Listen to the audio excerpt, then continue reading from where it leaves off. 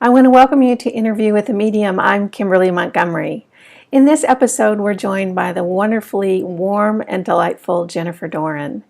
Jennifer has had a very significant connection with spirit since she was a little girl and has continued to develop her mediumship abilities over the course of her lifetime. During our discussion, we talk about the world of spirit, what they think about us still banging around here on earth, and everything in between. So without further ado, welcome Jennifer Doran. There you go. All right. Well, welcome, Jennifer. Hi, how are you? I'm very good. I'm so glad you could be with us here today. It's really a privilege to have you on here. Oh, thank you. I'm happy to be here. Good. Well, for those of you who don't, those of us who don't know that much about you, can you tell us a little bit about your background, how your gift started?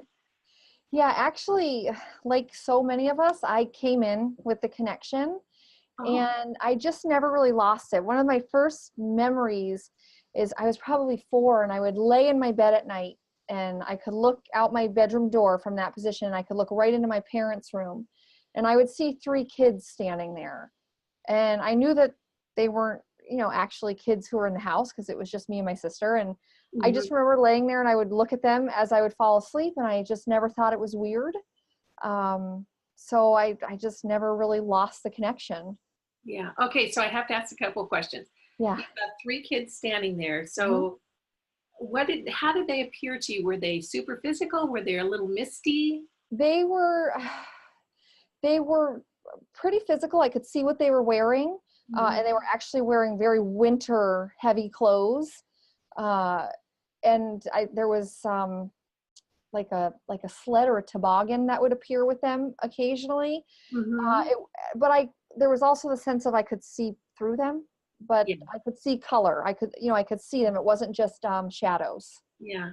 So when you saw them, were you curious, or did they feel friendly, or how was your emotional reaction to them? Being 4 years old at the time, I just would look at them. I don't remember ever being afraid of them Mhm. whatsoever. And I just would look at them. I don't know if I knew what they were doing there or why they were there. It was just, I didn't want to be in bed and I had something to entertain me. So I would just Yeah. kind of Yeah. watch them. So did you talk with your family about it? No, no, I didn't. Okay. No. Right. Yeah. So as you started to grow up, how did your gifts kind of grow with you? So, I do feel like through the teenage years, it, it would be more like I would just have a bad feeling about, I don't want to go to this party. And then the party would get broken up by the police or, like, there's something about this person I don't like. And so I would just kind of stay away from them. It was really more that sort of just like what we would call intuitive, just the intuition, like, yeah, I'm just not going to do that. I was always very empathic. So I would be very sensitive to other people's sadness. Um, Music, I remember, the teenage angst, and my girlfriends would be listening to the sad music when they got broken up with, and I just couldn't do it. Because I could feel the emotion of the writer and the singer of the music. So I was like, no, I can't. To this day, I still have that issue with music sometimes. And so I just was like, no, I'm going to listen to happy stuff where I could, sense more of an upbeat. So through the teenage years, I would say that's kind of the way it showed up the most. I wasn't necessarily like delivering psychic messages and that sort of thing at that time because you don't want to be weird when you're in high school. So were you getting psychic messages, just keeping them to yourself? Yeah, yeah. And what I would say, it was coming in the form of what I would have thought of was my intuition. um, Anytime somebody has intuition, like, hey, I'm at this intersection and I should go right but I want to go left for some reason, that's intuition. That's psychic ability. That's the other side helping you, nudging you, guiding you Mm-hmm. out of harm's way or whatever that is. So yes, it would be psychic. I would consider that to be psychic ability. So how was it for you in the world where you probably perceived a much greater realm of information about the universe and beyond than the people you were hanging with? How did you work within that, and how did that impact your life? I you know I I just guess because I've always sort of been this way, it's not weird to me. It doesn't feel different to me. I'll tell you the biggest thing that hit me with that was I was probably, I mean, I might have even been in my early 30s, this was probably, 10 years ago.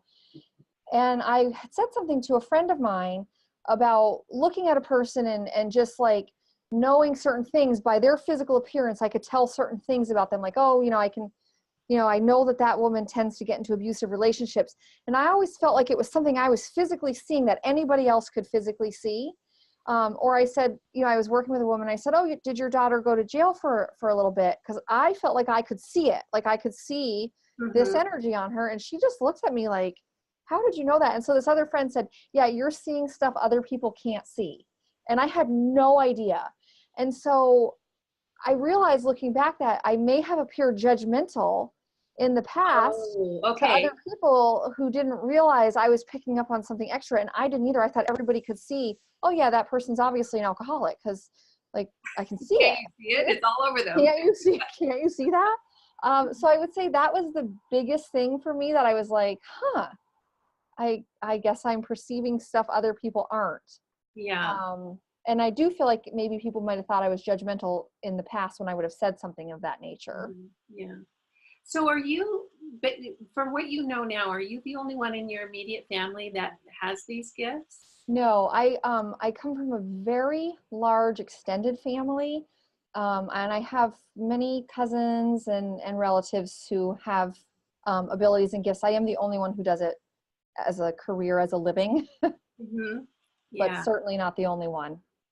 Okay, so that's really interesting. Let's touch on that a little bit later in the conversation when we talk about soul groups, because that's a very interesting connection. Yeah. As far as, having extended abilities for your earth existence. Yes.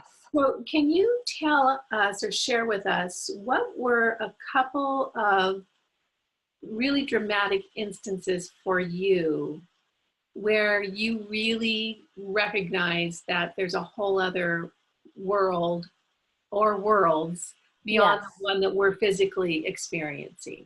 Okay, so when I was 18, I went to massage therapy school, and I was a massage therapist for years. And so I guess somewhere in my early 20s, I was doing a massage, and I had given messages through massage before, and I had tapped into energy. And this particular message, I was touching the woman, and I became just incredibly overwhelmed with sadness. And I knew right away that it was hers, because I had by this point gotten to identify what was my emotion and what was emotion I was picking up on. And then her husband appeared in the room. I could sense his energy. I sensed his personality. I knew that he had an illness that had taken his life, and that he was okay. I just knew all this stuff. And that was the first time I left the room after that appointment. And I said, well, I have to say something to this woman, because that was the most intense I had ever been given a message about somebody I knew nothing about. And so I went back in the room and I said, well, here's what happened to me during the massage. And I relayed everything that I had gotten to her. And she started crying, and she said, well, today's my birthday, and I knew he wasn't going to let the day go by without letting me know he was okay. And he had only been gone, like less than a year. And so I just thought, well, okay, that's interesting. I just got goosebumps. Yeah. So, and that was really difficult for me to step out of my comfort zone, because prior to that, I'd only, given messages to people who kind of knew what I did, or they would send other people. So this was just somebody who knew nothing about, I didn't know what I was walking into, to say to this woman. She might've thought I was, the devil, Yeah. But I knew I had to do it. So. Do you think that there was a part of that, it's curious, because she received it so well, do you think that Spirit might have looked at this as an opportunity to kind of give you a nudge or encourage you? Yes, I am absolutely somebody who needs nudges. Anybody who knows me personally, I'm very private. I have a lot of anxiety. And doing stuff like this is really outside my comfort zone. So yes, it was absolutely the other side saying, no, you have to, this is part of what you're here to do, and you have got to get more comfortable with it. And I have come a long way in the last year. or Mhm. two, well, probably three, about being open with what I do. Okay, so that's really interesting. So it's outside your comfort zone, and yet you have such a very finely tuned, incredible gift. Thank you. I appreciate that. But my nature is to hide. I'm a hider by nature. So do you think that that's part of your lessons and your mission? Oh, absolutely. Absolutely. So they gave you the gift, but then you also have to learn to overcome Yeah. your. Anxiety and yeah, oh, absolutely. And so how do you work with that? Is that something that is a constant struggle for you, or you meditate Well, on it, or? about 3 years ago, I would say I realized that I had to learn to work within my anxiety instead of wishing my anxiety would go away. Because it just occurred to me that, hey, that's not going away. That's part of your personality. So you've got to just kind of jump in and do it. Now, fortunately, with what I do, once I start working and the energy gets going, the anxiety usually does fall away. Mhm. And I never look at any of my videos. Oh, you don't? Never. Not 1 minute of any video I ever do. You No, never have? never. Oh No, my gosh, that's so fun. So you're not going to watch this one no, either. no, not Okay. even a minute of it. Actually, I didn't realize how expressive my face was until I watched one of my videos on mute. And I was like, what am I doing with my face? My face is so expressive. I had no idea. I was like, is that what my face looks like? And my husband was like, yeah, That's it. that's what it does. Yeah. Yeah. Well, that's so interesting. So you had this client, you had the vision of her Mhm. husband, you shared it with her, it went well. Yes. How did that move forward? How did you go from being a full-time massage therapist to working with spirit full-time? Okay. So I stopped doing massage because I had issues with my hands and my wrists and stuff. And what happened was I stopped getting into positions where I was able to give messages because I just wasn't running into people, and what I ended up happening was I started working in a town called Casadega, Florida, and Hmm. it's the psychic capital of the world, and I live about 45 minutes from it. Wait a And minute. What makes it the psychic capital of the world? well, that's what it's called. There's dozens and dozens of psychics that live there. It's Okay. actually a historical site for like 25 years. Hmm. I don't really know what makes it. I don't know if it's a self-proclaimed psychic capital of the world, but there's just a bunch of psychics that live there, Hmm. and work there. And so I had just been for the 2 years prior to going there to work, just sort of randomly delivering messages to people, when it happened, when I would be in that space where I felt safe to do it. And Hmm. I just was standing in my bedroom one day and I was like, I had an epiphany, or I really think the other side was like, hey, like an energetic slap to the head. It's like, Uh-huh. you're supposed to be doing this. And I said, okay, I'm going to go to Casadega and I'm going to start working full time as a psychic. And I did. Wow. I went there and I got a job. You did. Yes. And so how did that, when you made that decision to embrace it, did you find that your gifts blossomed as a result? Well, yeah, because like with anything, the more that you do something, the more comfortable you become with it, the more that you kind of recognize certain things. It has one of the things that still to this day, oftentimes when spirits come to me, souls come to me, they'll give me a physical indication of their passing. And even to this day, suicides give me nothing. Almost always they give me nothing. So I'll know that I have the soul there, and I'll sense that I have the soul there, and I think, well, why don't I know what happened to you? And it's taken me so long to realize, oh, it's probably a suicide. So the first 3 dozen times that happened to me, I was like, I have no idea how this person passed. Hmm. Now I know when I feel that energy, like, oh, okay, was this a suicide? Because they're not telling me, and that's just my um, feeling. That's my sign, my signal.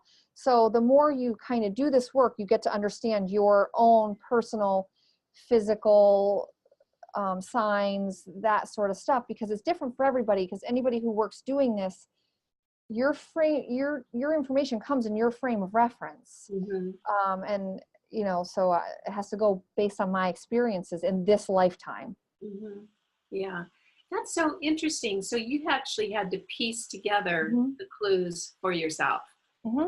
So the spirit wasn't gonna feed you for feed you the Not, answer. You kind of not had all to. the time, not Yeah. all the time. Yeah. So, Okay, so once you started connecting on a regular basis, mhm. you obviously started to develop an understanding of what we're doing here, what happens when we transition, and what happens next.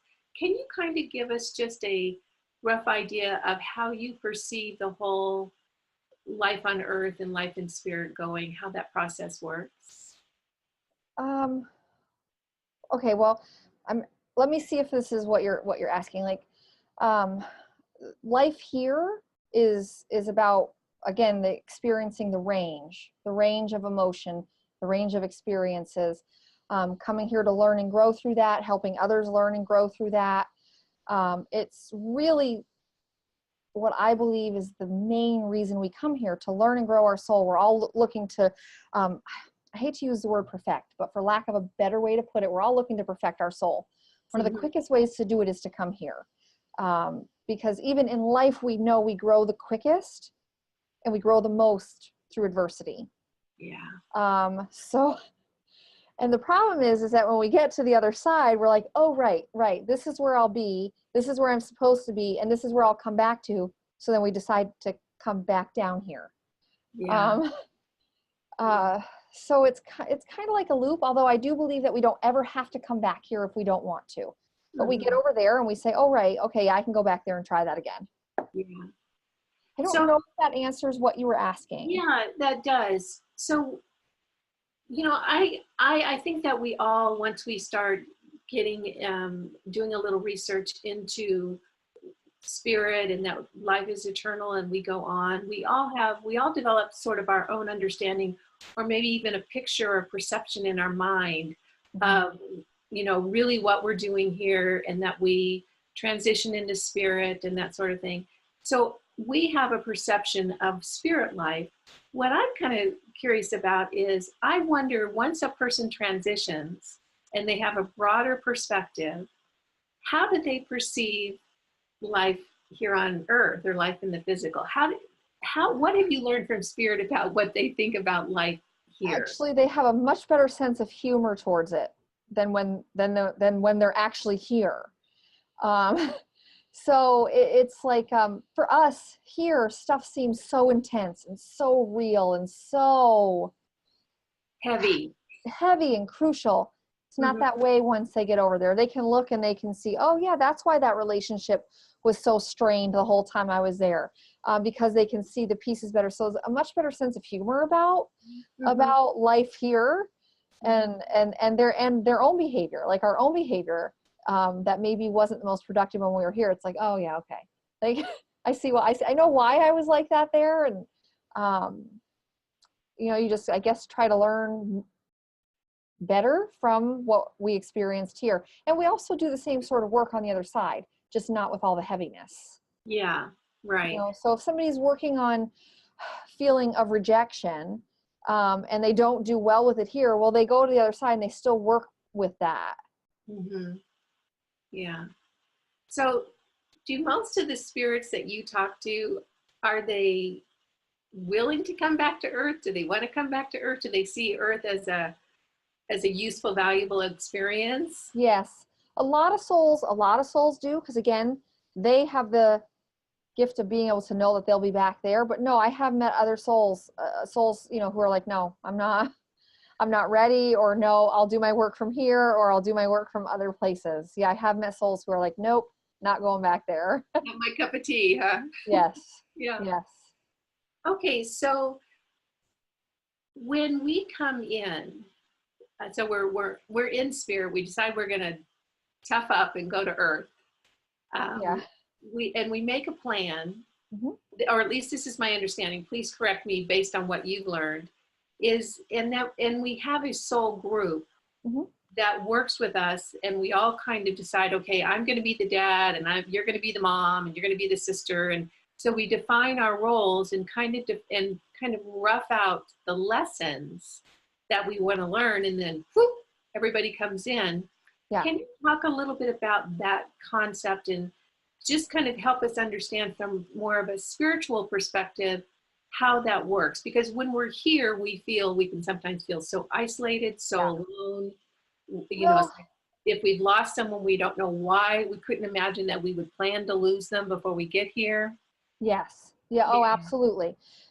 So the souls that we choose to come in with, there are what I would consider like souls that we don't know, souls that are acquaintances, and souls that are truly part of our soul family. Okay.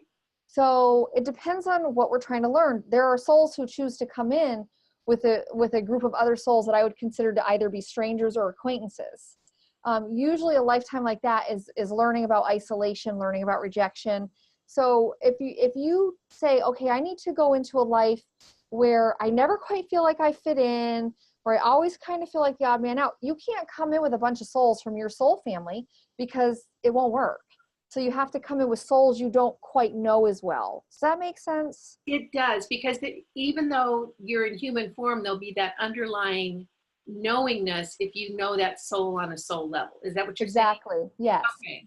Yeah. So just depending on what we're trying to work on and learn, we get with certain souls that will help us with those lessons. If somebody decides to come in to a life and their whole life is about experiencing intense love and intense caring and nurturing, well, they're going to come in with a bunch of souls that they know very, very well, because they need that, that connection from the get-go, basically. Yeah. That's so interesting. I guess I always assumed that when we incarnated, we came in with our very close soul family, regardless of what the lessons are. Not necessarily. Not necessarily. Sometimes like I have had clients who, are mothers and, they have 4 or 5 children, and it's like this one child I can't connect to. Well, that child's not part of the soul family.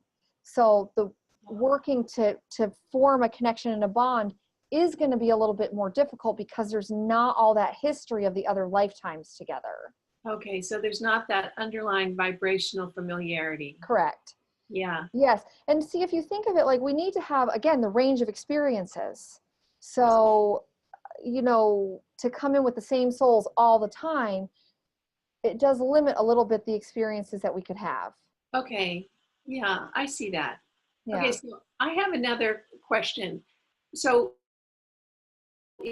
in my work, I take people in this life. And let's say a woman comes in, she's going to do a session, and she also wants to connect with her fiance who passed. More often than not, and I'm talking like 95% or more, the past lives that she'll go to are with that fiance in just a little bit different of a situation. Yep. With almost the same lesson. Yes. So that was really surprising to me, because what it seems to indicate is that we come in and do lives with the same lesson. It's almost like we're perfecting the skill of whatever that emotional lesson was. Yes.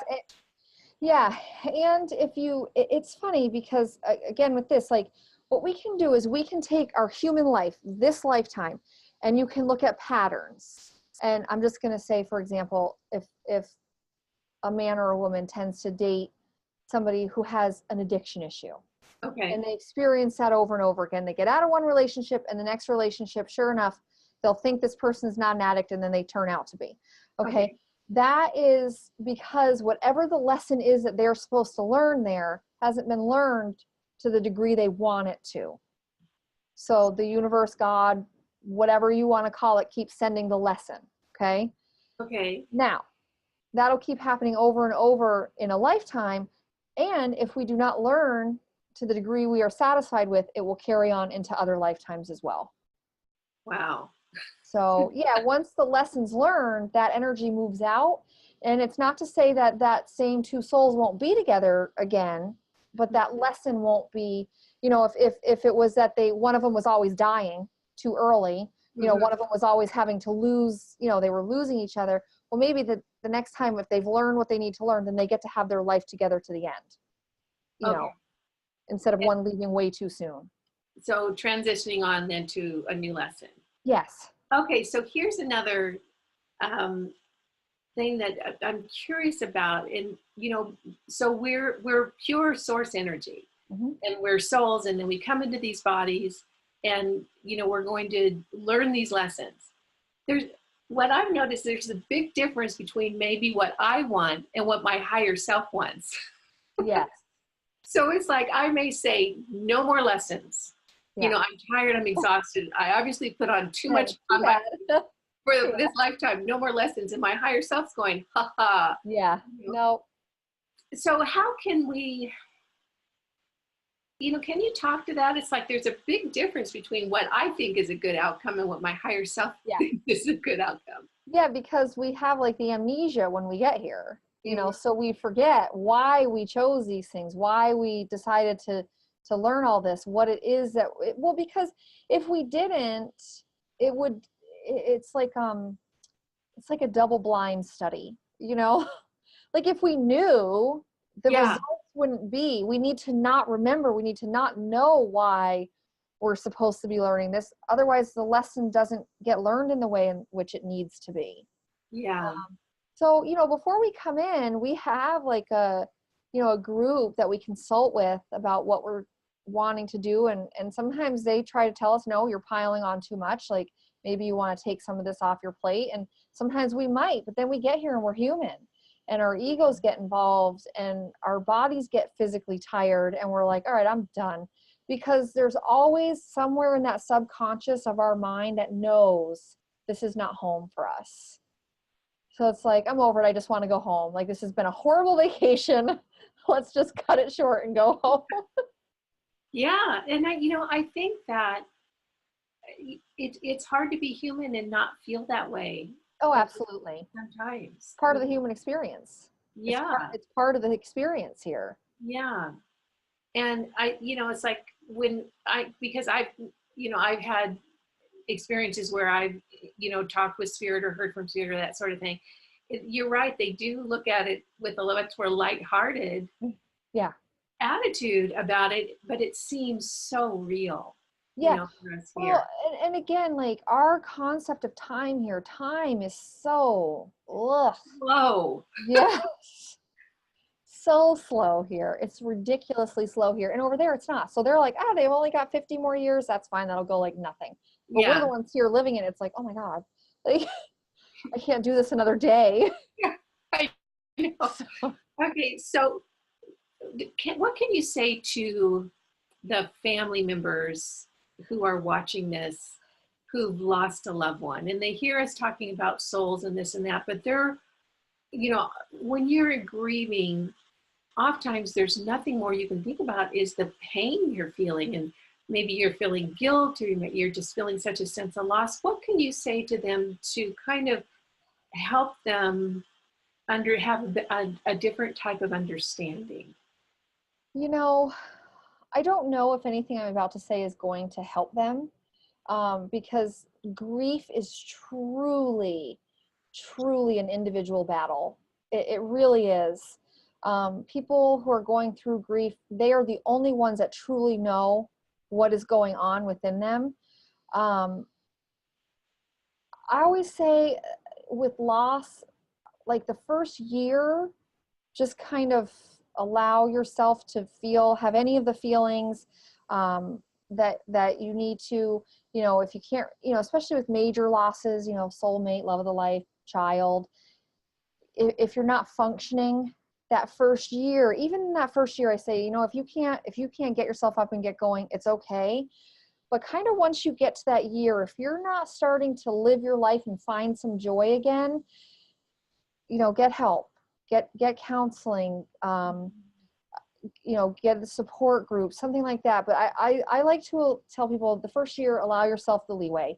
If you just can't get it going that day, then just don't get it going. The guilt and anger are what keep people stuck in grief the most.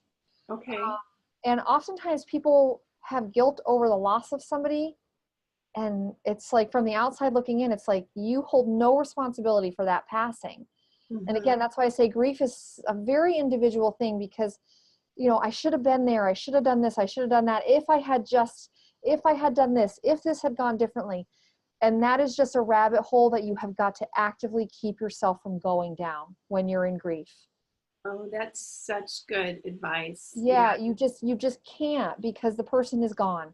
That soul is gone. So it doesn't matter how many other scenarios you can think of. It's not going to change anything. It's just not, even in the first year, do not do that. Do not go down that rabbit hole. You know, so many parents lose children to drug addiction. And after it happens, it's like there's this guilt. I should have done more. I should have done more. And that is one in particular. It's just like, when the kid was still here, when the child was still here, you knew you had done everything you could do to help. You know, just because they're gone now doesn't mean you could have done anything differently. It's just, you know, we can only do so much. You cannot help somebody who doesn't want help. Yeah. And so here's a tough question that particularly for parents who lose a child. Yeah. You know, if we are looking at our experience here on earth is part of a broader eternal experience, and that we choose our lessons prior to coming in. Yeah. And that begs the reality that we said, okay, I'll have a child that I'll lose. So we'll come in knowing that that's going to happen. Yes. And I know, because I'm one of those parents, and when my daughter transitioned, I had an understanding, a broader understanding. It didn't help. No. In the moment, it didn't help. It was like the devastation is huge. And I can remember doing the ugly cry. Yeah. And saying, there's no way on earth that I chose this. But the reality is, you know, I have a little bit of road behind me now. And I did. Yeah. You know? Well, and yes, and I do believe that, you know, we come for learning and experiencing, and I do not believe that there is any experience worse than the loss of a child. I have this time, at this point, I have not had to experience that. Okay.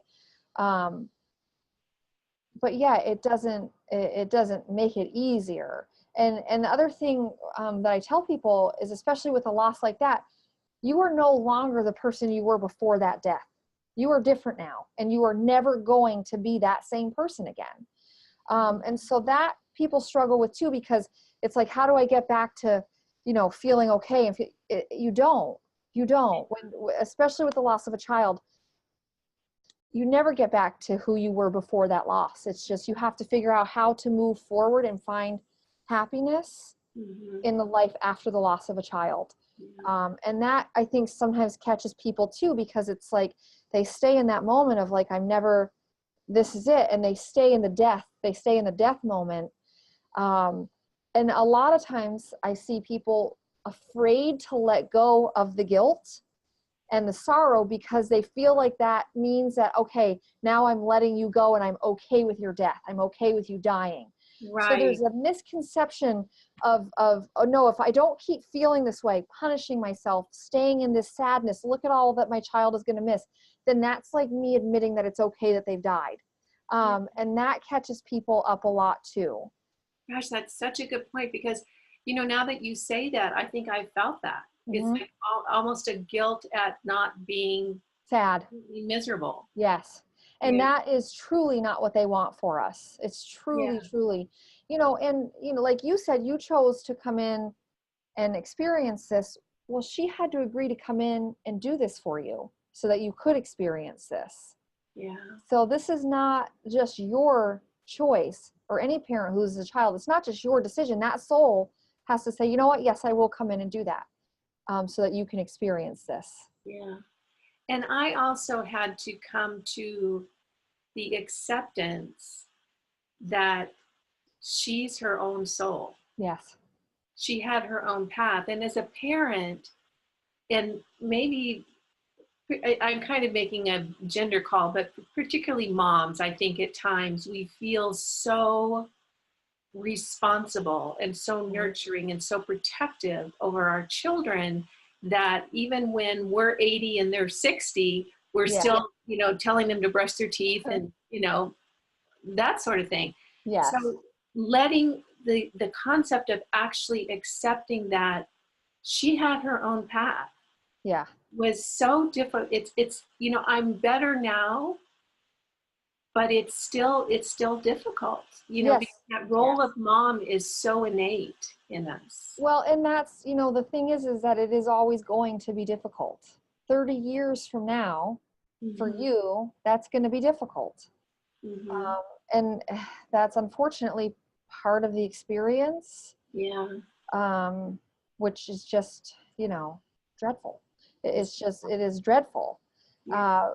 But knowing that you're not alone, knowing that there are other people who are going through this and who do understand this depth of loss, that is also something that can be very, very helpful for people. Yeah. Shutting yourself down and closing yourself off, even if it's your nature, is not the best and most effective way to grieve. Right. Yeah. Community can really, Yes. just to have someone even sit there with you, Yeah. or just be with you. No, Yes. no one can fix it, but No. definitely someone can help you feel less alone. Yeah. Yeah, absolutely. And the other thing is really not focusing on the death, focusing on the life of Yeah. the person. And the other thing, especially with parents, that I see is, oh, well, she never got to get married, or he never got to have kids, and that wasn't in the cards that time. That, that was just not. So that is another thing to just, you've got to let that kind of stuff go. Mm-hmm. You know? Yeah. I had a girlfriend not too long after my daughter transitioned. I had a girlfriend who's also a medium say to me in a very loving way. And even though it was said in a very loving way, it was still hard to process. She Mm-hmm. said, you have the opportunity to develop a relationship with her in spirit that Yes. can be so rewarding. Yes. And even though, I had a knowledge when this happened, not to the degree I do now, but I see the wisdom in those words, because I do feel like, well, I know I have a relationship with her. Yes. Yes. And it's certainly done a tremendous amount for my own personal growth. Yeah. Oh, absolutely. And, the fact of the matter is that, relationships in the human form sometimes are really difficult. And just because the person passed away doesn't make the time that you spent with them here any easier than it was before they've actually gone. And that's the other thing. People say, well, I could have tried harder, especially if the relationship is chaotic and tense. It's like, that is how the relationship was here. There was nothing that was what it was meant to be. And so, yeah, oftentimes I've met quite a few people and worked with quite a few people that the relationship has improved since somebody passed, because the issues that they had here, they couldn't get past when they were both in the physical form. Yeah. And maybe it was designed that way. Yes. Maybe that confrontational or adversarial relationship was part of the Yeah. deal. Yeah. Absolutely. Yeah. Absolutely. Okay. Which leads me to another question. I'm not sure if you've had this one before, but most of my family is in spirit. I mean, I think there's like one or two of us left, Okay. I don't know why I chose this. And my experience with most of my family is when I have a reading with them, the first thing they do is apologize. So that's kind of curious to me, because if we come in saying, okay, well, I'm going to be a thorn in your side, so you'll learn to grow from that, then why would the spirit apologize? Do you know what I'm saying? Yeah, well, because you're still here, and to hear that is comforting. Okay, so they're playing at my level. It helps. Yeah. Oh, yes. Yes. Oftentimes they will come in and play at our level, because that's what we understand. So it may be helpful. You may need to hear the apology to let go of some of your baggage. So it's for you. It's for you, because they understand why the relationship was the way it was, how it was, and it needed to be that way. Because there are yes. Yeah. And so you might need to hear it for your growth while you're here. Yeah. I can say it was very comforting. Yeah. I heard apologies for things I had forgotten about, but it still felt good, Yes. you know? Yes. Yeah. Yeah. Well, and especially, in situations like when there was abuse, um, done by somebody who's in spirit, to come back and to say, hey, yeah, I'm really sorry for the way I spoke to you. I'm sorry for those things I did to you. Sometimes that's very, very helpful for somebody to hear that, even if they're not ready to really accept it, to know that, Mhm. I'm acknowledging what I did to you while I was there and how dysfunctional this relationship was. Yeah, I mean, we're feels human. good. Our relationships are dysfunctional. Like, there's always going to be Right. some amount of dysfunction in it. Yeah. Okay, so if a family member or a parent, whoever has lost someone really close to them and they want to connect, can you give some just little handy tips to help them kind of feel that, to bring that loved one in? Okay. So there's quite a few things that are beneficial. Number one, meditation is a great one if you're looking to connect. Meditation is not as easy as it sounds. It's like, oh, just sit and be quiet. Okay, good luck. So you might need active meditation like walking, exercise, guided meditation. That's a great way. Also, having an expectation of how your loved one is going to show up, in what way they're going to let their energy be known. That's a block. That sets you up to block the Mhm. energy. Okay. So when you do something like that, like, just, you can say, oh, just send me butterflies, because that's like something that is pretty easy. You can send them on the TV screen, you can send them in reality. But if you're saying, okay, I'm going to know it's you because you're going to come to me in a dream and you're going to say this word, and that's too general. Okay. So what the other side is actually very good at doing is letting us know who has popped in and who is around us, because all of a sudden the name or the person will pop into our head, or something will happen, will make us think of that person. Those are the things to pay attention to. Like when somebody pops in your head out of the blue, or you feel like, oh, I feel like that was my dad's energy.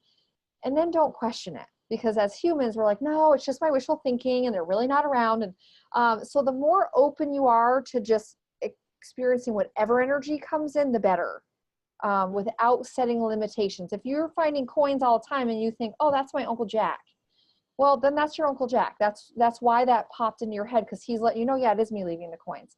But we're so Mhm. designed to question and second guess ourselves, and to think we're crazy and think we're imagining it, and this is all a fantasy, it's just wishful thinking. So the more you can just trust and believe yourself, and then just thank them and say hi, that really is the quickest way to do it. Yeah, very nice. Thank you. Thank you for that. I once had someone say to me, and I thought it was profound. They said, when a loved one pops into your head, maybe it's not them thinking, maybe it's not you thinking about them, it's them thinking about you. Yeah. Yeah. And I thought that was lovely. Yes, absolutely, absolutely. It is lovely. Yeah, yeah. So I'm curious if you have some wisdom from the other side you'd like to share now. Do you have a spirit guide that you work with, or someone that has showed up that Yeah. you like? Yes, absolutely. I have a spirit guide that I work with. His name is Thad. I've actually never introduced him publicly. So again, How I'm do you very know his name? uh, you know what? One time I was having acupuncture, and all of a sudden I just knew that I had two of my spirit guides there, Thad and Mona. And those names popped into my head, and I knew it was these two spirit guides, and I have worked with them ever since.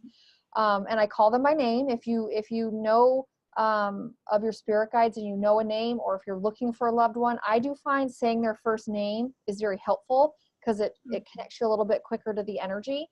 And Okay. so one of the things that I'm hearing is that,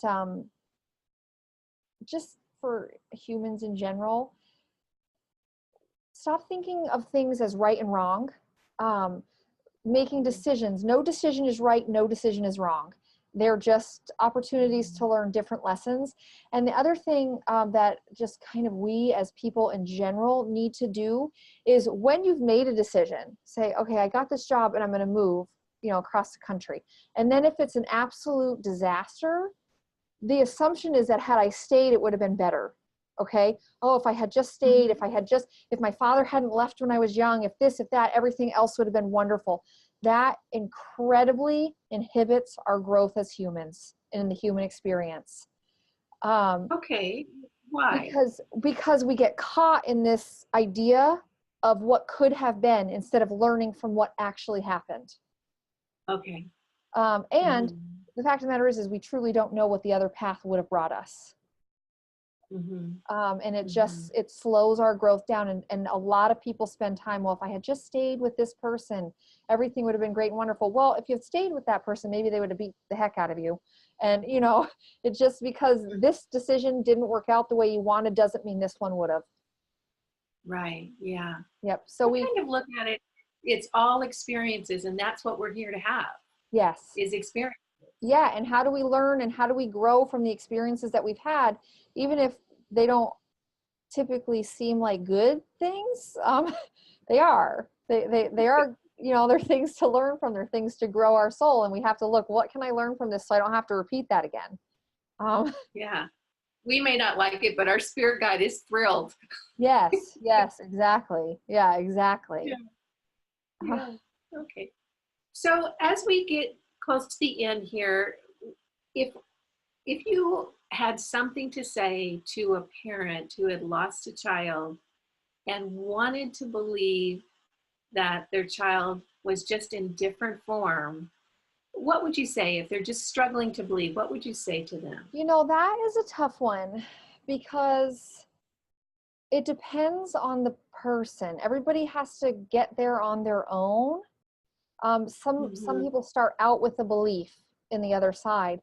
But if you're talking about somebody who has no belief in the other side, I do not believe in some cases that there are any words that can convince them of that. It's a journey that they have to take and find themselves.